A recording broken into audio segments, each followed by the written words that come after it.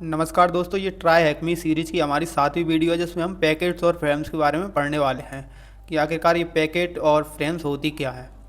तो जैसा कि आप सबको पता है कि हम जो भी ये डाटा इनका दिया रहता है ट्राई हैकमी का, वो इसको हिंदी में कन्वर्ट करने के बाद उसको पढ़ते हैं। तो मैंने इसको कन्वर्ट कर लिया है। अब इसमें ये बताया कि पैकेट और फ्रेम क्या क्या है। ये डेटा के छोटे छोटे टुकड़े होते हैं जिनसे मिलकर पूरी जानकारी या संदेश बनता है।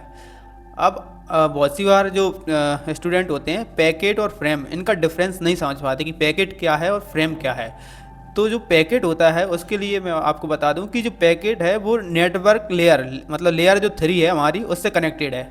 हालांकि आपको ये लेयर अभी पिछली वीडियो में मैंने आपको 7 लेयर आपको बताई थी और मुझे पूर्ण विश्वास है आपको पूरी लेयर्स याद नहीं होंगी, क्योंकि हमारी स्थिति ऐसी होती है हम सिर्फ वीडियो देखते जाते हैं और कुछ याद नहीं रखते। ठीक है, तो मैं आपको एक रिवाइज करा देता हूँ। पहले हमारी जो सबसे पहली थी वो एप्लीकेशन लेयर थी, फिर प्रेजेंटेशन लेयर थी। ऊपर से नीचे की ओर चल रहे हैं हम। 7वें नंबर पर जो थी वो एप्लीकेशन लेयर थी और 6 नंबर पर प्रेजेंटेशन लेयर थी और 5th नंबर पर हमारी सेशन लेयर थी और 4th नंबर पर हमारी ट्रांसपोर्ट लेयर, जिसकी आज हम बात करेंगे इसमें बहुत। और 3rd नंबर पर जो हमारी थी वो नेटवर्क लेयर, इस लेयर की हम जो बात करने वाले हैं। और 2nd नंबर पर जो थी वो क्या थी, डाटा लिंक लेयर डी। और 1st नंबर पर फिजिकल लेयर। ये 7 लेयर जो थी हमारी, हमें याद रखना है। ये OSI मॉडल का जो कॉन्सेप्ट है उसमें बताई गई थी आपको। ठीक है, तो जो पैकेट है वो क्या करता है कि वो नेटवर्क जो लेयर है वो 3 के अंडर आता है। और इसमें क्या क्या होता है, इसमें IP एड्रेस होता है, मतलब इसमें सोर्स और डेस्टिनेशन IP एड्रेस होता है। सोर्स मतलब जहाँ से कहाँ डेटा कहाँ से आ रहा है, मतलब सोर्स डेस्टिनेशन है ना, और डेस्टिनेशन मतलब डेटा कहाँ जा रहा है। तो जो पैकेट होता है उसमें कौन कौन सी जानकारी होती है, एक तो IP एड्रेस होता है, सोर्स IP एड्रेस और डेस्टिनेशन IP एड्रेस, जिसे हम IP हेडर के नाम से जानते हैं। IP हेडर मतलब उसमें क्या होगा, सोर्स IP और डेस्टिनेशन IP। उसके साथ उसमें पेलोड होता है। पेलोड किसे कहेंगे, जो भी आप डाटा भेज रहे हैं उसको पेलोड कहेंगे। मान लीजिए आप अपने दोस्त को हेलो भेज रहे हैं, हेलो जो भी आपके दोस्त का नाम है, तो जो डाटा है उसको क्या बोलेंगे हम, इसमें पेलोड। और उस डाटा के साथ में जो आपकी सोर्स और डेस्टिनेशन IP रहेगी उसको IP हेडर कहेंगे। ठीक है, अब जो फ्रेम है, तो फ्रेम क्या है, फ्रेम हमारी जो है डाटा लिंक लेयर से कनेक्टेड होती है। मतलब कि इसमें जो मैक एड्रेस होता है वो ऐड हो जाता है। एक प्रकार से जो पैकेट है उसको आप अपना लेटर समझिए जिसमें आप कुछ लिख रहे हैं। ठीक है, और जो फ्रेम है वो क्या है, वो एनवलप है, वो लिफाफा है जिसके अंदर आप लेटर डाल रहे हैं कि हमें ये लेटर कहाँ भेजना है। तो वो उसके अंदर आप एनवलप में मैक एड्रेस जैसे डाल देते हैं या सामने वाले का पता डाल देते हैं, इस डिवाइस तक या इस व्यक्ति तक ये पहुँचना है। ठीक है, तो जो फ्रेम जो कनेक्टेड है वो किससे, लेयर 2 से कनेक्टेड है, और फ्रेम पैकेट जो है लेयर 3 से कनेक्टेड है। ठीक है, इसके अंदर जो डाटा होता है जैसे पैकेट है, तो पैकेट में IP जो हेडर मैंने बताया आपको कि IP हेडर होते हैं, तो उसमें 4 टाइप की ये चीज़ें होती हैं जो आपको याद रखना है कि TTL होता है, मतलब टाइम टू लिव। जो पैकेट होता है, मान लीजिए मैंने बताया था कि पैकेट 4 या 5 भागों में डिवाइड कर दिया, कोई इमेज है वो 4 या 5 पैकेट उसके क्रिएट हो चुके हैं। तो उन 4 या 5 जो पैकेट हैं उनका कुछ सेकंड्स या मिनट के लिए उनका टाइम टू लिव रहता है। मतलब यदि वो इस समय में वहाँ तक पहुँच गए डेस्टिनेशन तक तो अच्छी बात है, नहीं तो वो बीच में ही नष्ट हो जाएंगे अगर उनका टाइम ख़त्म हो चुका होगा। तो उसे टाइम टू लिव या TTL कहते हैं। ये पैकेट का एक्सपायरी टाइम सेट होता है ताकि नेटवर्क में फंसा ना रह सके, मतलब वो डाटा ज़्यादा देर तक ना घूमे, वो वहीं डिलीट हो जाए यदि वो नहीं भेजा, डेस्टिनेशन तक नहीं पहुँचा। तो इसमें एक टर्म आती है चेकसम। अब चेकसम क्या होता है, चेकसम ये होता है कि इसमें इंटेग्रिटी देखी जाती है, मतलब डेटा के साथ कोई छेड़छाड़ तो नहीं हुई। मान लीजिए हमने जो इमेज भेजा था उसमें कोई चीज़ ऐड तो नहीं हो गई, कोई चीज़ कम तो नहीं हो गई, तो वो चेकसम जो रहता है एक प्रकार का नंबर रहता है, तो वो चेकसम जोड़ कर देखा जाता है लास्ट में। और यदि चेकसम का जो वैल्यू है वो जो भेजे गए डाटा की चेकसम वैल्यू है उसके बराबर होती है, तो वो डाटा ऐसा माना जाता है कि वो इंटीग्रिटी उसकी 100% है, मतलब ये डाटा कहीं से कहीं तक करप्ट नहीं हुआ है। इसके अलावा इसमें सोर्स एड्रेस मैंने बता दिया, सोर्स एड्रेस होता है और डेस्टिनेशन एड्रेस होता है। तो ये पैकेट के बारे में आपको जानकारी दे दी मैंने। ठीक है, और ये एग्जांपल समझ लो, ये मान लीजिए फ्रेम और पैकेट है, तो ये फ्रेम के अंदर क्या हो गया, सोर्स मैक और डेस्टिनेशन मैक डाल दिया, और इस पैकेट के अंदर सोर्स IP, डेस्टिनेशन IP और पेलोड में जो भी हम मैसेज जिसको भेजते हैं वो।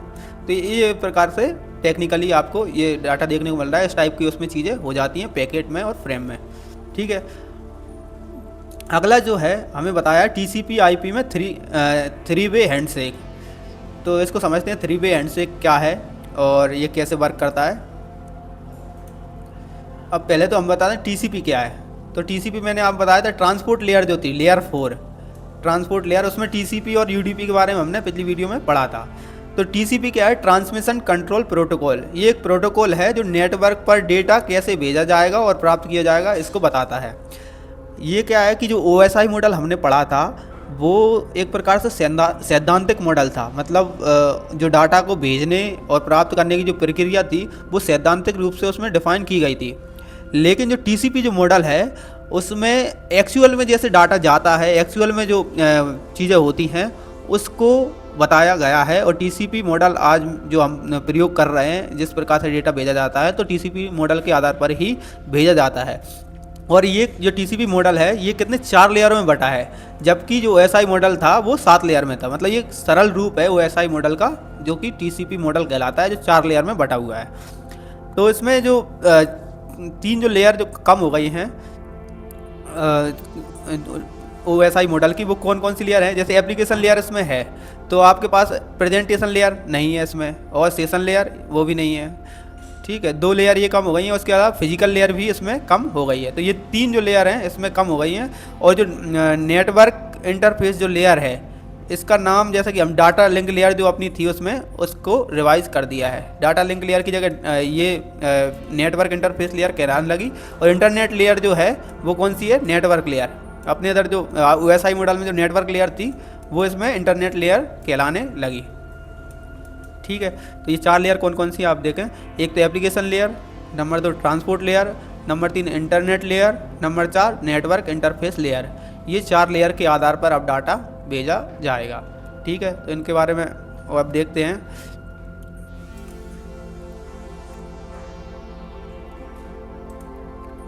थ्री वे हैंडशेक देखने से पहले हमें ये जो जानकारी है, इसके सोर्स पोर्ट क्या होता है, डेस्टिनेशन पोर्ट क्या होता है, सोर्स IP, इनके बारे में थोड़ी बहुत नॉलेज होना चाहिए। तो हम इन्हें देख लेते हैं, उसके बाद हम थ्री वे हैंडशेक देखेंगे कि AC के, SYN AC के ये क्या है, इनके बारे में थोड़ी देर बाद देखते हैं। पहले हम ये जो डेफिनेशंस हैं, हेडर जिनको बोलते हैं, उनके बारे में पढ़ते हैं। तो हेडर के बारे में ये देखिए, जैसे डेस्टिनेशन IP। डेस्टिनेशन IP का मतलब क्या है, यदि आपको जब टेक्निकली हम चीज़ें देखेंगे आगे चल के, जब सिर्फ डाटा ही डाटा दिखता है, आपको समझ नहीं आएगा कि क्या डाटा है, इसका मतलब क्या है। तो अभी जो चीज़ें बेसिक हैं कि डेस्टिनेशन IP, तो डेस्टिनेशन IP क्या है कि जिस जगह पर हमें डाटा पहुंचाना है उसे हम डेस्टिनेशन IP कहते हैं। ठीक है, अब सीक्वेंस नंबर क्या है।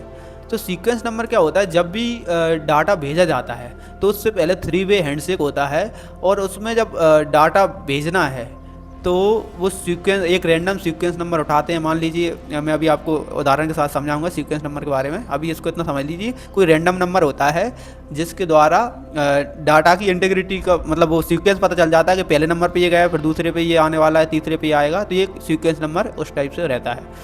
ठीक है, नंबर 3 है एक्नॉलेजमेंट नंबर। तो वो AC के वाला जो नंबर है, आपको ये सीक्वेंस नंबर और AC के साथ में मैं बताता हूँ। अब चेकसम, चेकसम क्या है, अभी आपको बताया कि डेटा की इंटीग्रिटी को मापता है। ये डेटा की वैधता चेक करने के लिए गणितीय मूल अगर अंतर हो तो डेटा करप्ट माना जाता है। मतलब चेकसम एक वैल्यू है जिसको हम देखते हैं, यदि वो वैल्यू कम या ज़्यादा पाई जाती है तो मतलब डेटा करप्ट हो गया। तो वो डेटा मतलब पूरी तरह उसको एक्सेप्ट करने से मना कर देते हैं कि ये डेटा करप्ट है, हमें नहीं चाहिए। ठीक है, और डेटा मतलब असली भेजा जाने वाला डेटा। डेटा किसे, मतलब पेलोड जो रहता है, आपको बताया था डेटा। अब फ्लैग, फ्लैग क्या है, पैकेट के व्यवहार जैसे SYN AC के FIN को निर्धारित करता है। फ्लैग के बारे में अभी हम पढ़ते हैं। अब हम देखते हैं कि जो थ्री वे हैंडशेक है उसका मतलब क्या है कि जब दो कंप्यूटर आपस में बात करते हैं, मतलब उन्हें कोई डेटा भेजना है, जैसे मैंने बताया था इमेज भेजना है आपको, तो वो कैसे प्रक्रिया होती है उसको मैं आपको अब समझाने वाला हूँ। ये जो एलिस है, इस बॉब से बात करना चाहती है। मतलब एलिस का एक कंप्यूटर है और ये बॉब का कंप्यूटर है मान लीजिए। अब इनको आपस में बात करना है, मान लीजिए कोई डाटा इनको भेजना है, तो कैसे ये डाटा भेजेंगे उससे पहले जो प्रक्रिया होती है वो थ्री वे हैंडशेक कहलाता है। ठीक है। एलिस को डाटा भेजना तो एलिस करती है सिन फ्लैग भेजती है, मतलब बॉब से कही सिन मतलब सुनो या सिंक्रोनाइज होता है, तो अपन इसको हिंदी में ले लेते हैं सुनो, तो बॉब बॉब बोलेगा, इधर से बॉब रिप्लाई करेगा हाँ सुन लिया कहो, मतलब एसी के मतलब आप बोलो आप मैंने सुन लिया है कि मैं सुन रहा हूँ तुम्हें, और एसी के मतलब इसने भेज दिया फ्लैग कि हाँ मुझे सुना ही आ रहा है। अब उसके बाद ये भी कही अच्छा मतलब एसी के अच्छा मैं भी तुम्हें सुन पा रही हूँ, अब मैं जो अगला काम होगा डेटा भेजने का वो कर पाएंगे। मतलब पहले सिन फ्लैग्स आएगा, बॉब से पूछेगा सिन कि तुम सुन रहे हो क्या, बॉब कहेगा हाँ मैं सुन रहा हूँ, उसके बाद एलिस की कि हाँ मैं भी तुम्हें सुन रही हूँ, एक प्रकार से एसी के इस टाइप के वो हो गए कन्वर्सेशन। अब उसके बाद क्या होता है फिर डेटा भेजा जाता है, सिन हो गए सिन एसी के फिर एसी के फिर डेटा, अब जो एक्चुअल डेटा होगा वो भेजा जाएगा। ठीक है, इसके बाद अगर डेटा पूरी तरह भेज गया है तो उसके बाद जो एलिस होगी वो कहेगी फिनिश्ड, मतलब फिन मेरे तरफ से डेटा कंप्लीट भेज चुका है तो वो फिनिश्ड हो जाएगा। उसके बाद बॉब कहेगा ठीक है मेरी तरफ से भी डाटा प्राप्त कर लिया, तो फिन एसी के ये बॉब इसको भेज देगा। यदि बीच में कुछ गड़बड़ हो जाती है कि मतलब कोई नेटवर्क इशू हो जाता है या कोई डेटा करप्शन हो जाता है या कुछ दिक्कत आ जाती है तो RST फ्लैग जाता है और तुरंत कनेक्शन बंद कर देता है। RST फ्लैग भेजा जाता है ऑटोमेटिक कि कुछ गलत हो चुका है या कुछ गड़बड़ हो चुकी है, तो RST फ्लैग अपना कनेक्शन बंद कर देता है और डाटा का ट्रांसमिशन रोक देता है। ये टेक्निकल टर्म में ये काम होता है। अब सीक्वेंस नंबर के बारे में यदि आपको मैं यहाँ पर समझाऊंगा तो शायद ही आपको समझ नहीं आए। जब मैं आपको वायर शार्क पढ़ा रहा हूँगा, मतलब पैकेट के बारे में जो डाटा कैप्चर किया जाता है उसको पढ़ा रहा हूँगा, तब मैं आपको सीक्वेंस नंबर को अच्छे से डिफाइन कर पाऊँगा। यदि आप अभी पढ़ेंगे तो शायद मेरे हिसाब से उतना चीज़ें समझ नहीं आएंगी। हम जब वायर शार्क वाली जो क्लास रहेगी आगे चल के तब वहाँ सीखेंगे, तब इस डाटा का जो यूज़ होता है सीक्वेंस नंबर क्या है इनके बारे में हम अच्छे से पढ़ेंगे। ठीक है, अभी मैं इसको यहाँ छोड़ रहा हूँ। इसके बाद अगला जो हमारा जिन्होंने प्रैक्टिकल दे रखा है कि हैंडशेक कैसे होता है इसका प्रैक्टिकल देख लेते हैं।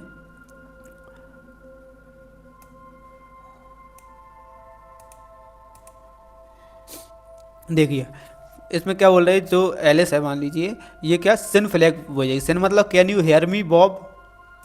ठीक है, तो बॉब बोलेगा सिन एसी के S I can hear you, मतलब मैं तुम्हें सुन रहा हूँ। ठीक है, उसके बाद कहेगी एसी के भेजेगा मतलब ओके ग्रेट, ये हो गया इनका एक कम्युनिकेशन स्टार्ट हो गया, मतलब ये बात कर सकते हैं अब, है ना। अब उसके बाद अब ये डाटा भेजेगी, इसने ये चीसेकल ऑन इज ऑन सेल, ये डाटा इसने भेज दिया। ठीक है, तो अब इसने जो डाटा भेजा इसने प्राप्त कर लिया, ओके आई हेयर, है ना। इसके बाद जो एलिस है वो फिन एसी के भेजेगी, मतलब उसने जो डाटा था वो भेज चुकी है, तो वो क्या बोलेगी फिन ऑब्लिक एसी के, मतलब आई एम ऑल डन। ठीक है, तो उसके बाद जो बॉब रहेगा तो वो कहेगा मैंने भी प्राप्त कर लिया वो डाटा, तो मतलब फिन एसी की ये भी दे देगा, मतलब या मी टू। उसके बाद ये कनेक्शन क्लोज करने के लिए बात करेंगे तो एसी की ओके गुड बाय, तो ये इससे आपका जो 3 वे हैंडशेक है इस तरीके से कंप्लीट हो जाता है। और इसका जो THM का जो फ्लैग है ये आप कॉपी करके आपको जो क्वेश्चन है उसके अंदर डाल सकते हैं और ये आपका आंसर मिल जाएगा आपको। ठीक है, अब नेक्स्ट जो टॉपिक है उसमें UDP के बारे में बताया गया है। तो UDP मैंने आपको पहले ही बताया है कि UDP का मतलब क्या है, डाटा की इंटीग्रिटी ज़्यादा डिपेंड नहीं करती उस पर, उनका इसका मतलब है लाइव स्ट्रीमिंग जैसे करते हैं यूट्यूब पर, तो वीडियो डायरेक्ट आपके लिए बहुत सी बार ऑडियो सुनाई दे रही है, उसमें स्क्रीन नहीं दिख रही, और हो सकता है स्क्रीन में कुछ आपको इमेज दिख रहे हैं लेकिन ऑडियो सुनाई नहीं दे रही, तो इस प्रकार से वो डेटा इंटीग्रिटी का ध्यान नहीं रखती UDP। तो इसमें जब भी आपको सिक्योर चीज़ें करना होती हैं, मतलब जैसे बैंकिंग का जो काम होता है वो TCP मॉडल के आधार पर ही करना होता है, तभी जो बैंकिंग साइट्स होती हैं वो काफ़ी स्लो चलती हैं, लैग करती हैं, क्योंकि वो एक इंटीग्रिटी को ज़्यादा महत्व देती हैं। और जबकि UDP जो पैकेट्स होते हैं वो क्या करते हैं, इंटीग्रिटी को महत्व नहीं देते, बस वो डाटा ट्रांसमिशन पर फोकस करते हैं। तो ये UDP के बारे में और पढ़ लेते हैं। UDP यानी यूज़र डेटाग्राम प्रोटोकॉल, एक स्टेटलेस बिना कनेक्शन वाला प्रोटोकॉल है, मतलब इसमें कोई कनेक्शन नहीं बनता, डायरेक्ट डाटा। इसका मतलब ये है TCP में 3 तरफा हैंडशेक 3 वे हैंडशेक से कनेक्शन बनाया जाता है, वैसे UDP में नहीं बनाया जाता है। UDP सीधे डेटा भेजता है बिना किसी सुनिश्चित किए कि सामने वाला डेटा मिला या नहीं। ये देखो, ये जो आप बता रहे हैं UDP सीधा डेटा भेज देता है, भाई साहब सामने वाले को मिला है, सुनाई दिया नहीं दिया हमें नहीं पता, हमने तो बकवास कर दी। जैसे नेता लोग नहीं रहते, आ गए और भाषण दे दिया, तुम सुनो ना सुनो उनको कोई मतलब नहीं है, बस उनका तो भाषण दे के चल दिए, मतलब खुद की कोई जिम्मेदारी नहीं है उसमें। यूडीपी की विशेषताएं उन परिस्थितियों में उपयोग किया जाता है। किन किन थोड़े से डेटा लॉस से बहुत फ़र्क नहीं पड़ता, जैसे वीडियो या वॉइस कॉल।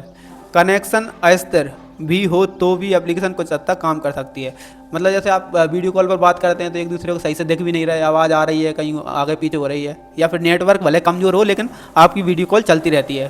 तो ये एक प्रकार से यूडीपी की विशेषताएँ हैं। ये फ़ायदा क्या है, ये टीसीपी से बहुत तेज़ है, लेकिन नुकसान क्या है, डेटा की परवाह नहीं करता ठीक है। यह तय करने की आज़ादी देता है कि कितनी तेज़ पैकेट भेजा जाए। और नुकसान क्या है, कनेक्शन अस्थिर होने पर परफॉर्मेंस बहुत ख़राब हो जाती है। ये तो आपको यह किसी डिवाइस पर लगातार कनेक्शन बनाए नहीं रखता, जिससे संसाधन कम लगते हैं। इसमें टीसीपी की तरह कोई सुरक्षा या डेटा इंटीग्रिटी चेक नहीं होती। तो यूडीपी में भी रहता है टाइम टू लिव, ये कुछ एडर रहते हैं। टाइम टू लिव क्या था, उसमें जो डेटा एक बार भेज दिया उसमें कुछ सेकंड्स के लिए या कुछ मिनट के लिए उसका टाइम टू लिव रहता है। यदि वो डेटा पहुंच जाता है तो ठीक है, नहीं तो वो नष्ट हो जाता है। उसके बाद सोर्स एड्रेस ये भी रहता है इसमें, और डेस्टिनेशन एड्रेस कहाँ जाना है ये तो रहता है। उसके बाद सोर्स पोर्ट में रैंडम चुन लेता है इसमें। और डेस्टिनेशन मतलब सामने वाला किस पोर्ट नंबर पर इसे सुनेगा। और डाटा मतलब असली डाटा जो भेजा जा रहा है, इसमें डिफरेंस। अब अगला जो टॉपिक है वो पोर्ट के बारे में इन्होंने हमें बताया कि पोर्ट क्या है। ठीक है, तो पोर्ट के बारे में आपको बता देता हूँ। ये काफ़ी इम्पोर्टेंट चीज़ है हमारे लिए, क्योंकि पोर्ट्स क्या होते हैं इनको समझिए। पोर्ट्स को आप किसी समुद्री बंदरगाह और उसके पार्किंग स्थान से तुलना कर सकते हैं। मतलब जब जहाज को बंदरगाह में उसी पोर्ट पर खड़ा होना पड़ता है जहां उसकी लंबाई चौड़ाई और सुविधाएं मेल खाती हैं, वैसे ही नेटवर्क में भी डेटा को सही पोर्ट नंबर के माध्यम से भेजा या प्राप्त किया जाता है। अगर डेटा को सही पोर्ट मेल नहीं खाता तो वह डॉक या कनेक्ट नहीं होगा। हर नेटवर्क कनेक्शन एक विशेष पोर्ट नंबर के माध्यम से अपना डेटा भेजता और प्राप्त करता है। ये इन्होंने पोर्ट का उदाहरण दिया बंदरगाह का, तो हम तो अपने एग्जांपल समझ लेते हैं। एक प्रकार से ये मान लीजिए आपका घर है, उसमें जो खिड़की दरवाजे और जो भी आने जाने की जगह है छोटी मोटी, उनको हम क्या कह सकते हैं, पोर्ट कह सकते हैं। तो मान लीजिए जैसे कोई 6 फीट का व्यक्ति है या कोई भी व्यक्ति है, वो कहाँ से, दरवाजे से ही अंदर आएगा। ठीक है, तो वो ऐसा नहीं है कि मतलब कोई खिड़की छोटी मोटी, अगर मान लीजिए 1x1 की खिड़की है उससे मतलब घुसने की कोशिश कर रहा है, तो नॉर्मली जिस जगह से जिसको आना है वहीं से आएगा। तो ये इसमें पोर्ट का है कि डाटा, मान लीजिए जैसे आप वेब ब्राउजिंग करते हैं, इंटरनेट पर चीज़ें सर्च करते हैं, तो वो HTTP के माध्यम से आता है। HTTPS मतलब पोर्ट नंबर उसका होता है 443। ये हाइपर टेक्स्ट ट्रांसफ़र प्रोटोकॉल, ये जो सिक्योर ट्रांसफ़र जो आपका रहता है वो पोर्ट नंबर 443 इसके माध्यम से आता है। ऐसी जो HTTP वेबसाइट होती हैं वो 80 पोर्ट से आती हैं, 80 नंबर पोर्ट से। और उसके अलावा जैसे आप कोई फाइल ट्रांसफ़र वगैरह करते हैं तो 21 नंबर पोर्ट से होती हैं। इसके अलावा SSH जो रहता है, सिक्योर सेल कनेक्शन जो रहता है, वो 22 नंबर पोर्ट का उपयोग करता है। तो ये जो पोर्ट हैं बहुत महत्वपूर्ण हैं। ये टोटल जो पोर्ट होते हैं वो कितने होते हैं, 0 से लेकर 65,535, ये कुल पोर्ट होते हैं। 65,535 इनकी संख्या याद रखना, 65,535 ये संख्या होती है। और जो कॉमन पोर्ट्स होते हैं वो 0 से 124 होते हैं, मतलब 1024 तक होते हैं। सच कहूँ तो ये वीडियो भले मैं रिकॉर्ड कर रहा हूँ तो मुझे भी ज़्यादा इसमें पढ़ाने में मज़ा नहीं आया, शायद मैं अपना इसमें बेस्ट नहीं दे पाया। और फिर भी मैं ये वीडियो अपलोड करूँगा क्योंकि मेरे पास अभी समय कम है और मैंने ये बहुत जल्दी में ये PDF वगैरह बनाई है। लेकिन सोच रहा था कि इस टॉपिक को मैं कभी बाद में बहुत अच्छे से एक्सप्लेन आपको करूँगा। तब तक यदि आपको लगता है कि ये देखने लायक है तो देख लीजिए। इसके अलावा इसमें जो हमारा इन्होंने जो वेबसाइट दी है, ये चैलेंज दिया है इसमें कि जो आपका IP एड्रेस है इसको पोर्ट नंबर 1 2 3 4 पर कनेक्ट करके बताओ। तो इसमें जो वेबसाइट दे रखी है उन्होंने, तो IP एड्रेस क्या दे रखा है उन्होंने, 8888 और पोर्ट नंबर 1 2 3 4, इससे कनेक्ट करेंगे तो आपको क्या, आपका जो फ्लैग है वो मिल जाएगा। ठीक है, तो ये चैप्टर हमारे यहाँ कंप्लीट होता है। और माफ़ कीजिए ज़्यादा अच्छे से नहीं समझा पाया और मुझे भी इस चीज़ का दुख है, बट अभी समय ना होने के कारण मैं ये वीडियो अपलोड कर रहा हूँ। और बाद में अगर मौका मिलेगा तो इन चीज़ों को और अच्छे से मैं डिफ़ाइन करूँगा डेफिनेटली। धन्यवाद दोस्तों।